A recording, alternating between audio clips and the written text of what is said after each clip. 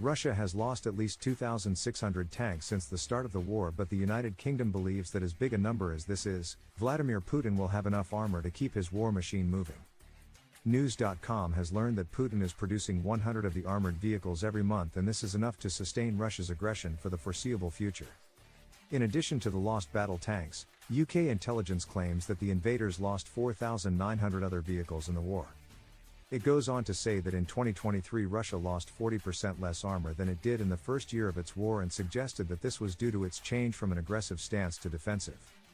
Supporting its theory, the report noted that Russia switched its operations up again in October 2023, and this was followed by its attrition rates climbing.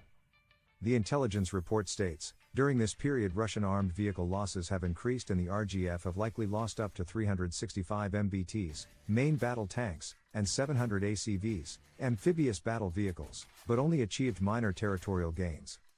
However, Russia can probably generate at least 100 MBTs a month and therefore retains the capacity to replace battlefield losses and continue this level of offensive activity for the foreseeable future, the update concluded. The UK's assessment of Putin's ability to counter their armor losses comes 8 months after Russia's downsized Victory Day. What the world observed there, a lone World War II tank, fueled the idea that the regime was in desperate need of all the tanks it could spare. This idea was supported by the later sighting of Russia's Frankenstein tanks on the battlefront. These odd-looking vehicles consisted of naval guns mounted to the bodies of tracked vehicles and were seen as a sign that the Putin regime was desperately low on supplies. The destruction of Russian armor has become a familiar sight in the nearly 2-year-old war. Russia initially deployed its T-72 tanks en masse. Ukraine adapted to their disadvantage quickly and developed the effective practice of dropping explosives into tanks' hatches. This action then caused an explosion in the confined interior of the tank and ignited the incumbent munitions, resulting in an even larger explosion.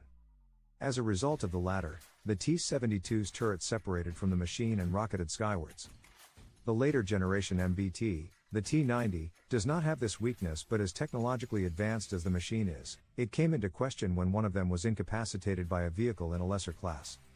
News.com reported previously that said T-90 was peppered with 25mm rounds from a US-built Bradley armored vehicle.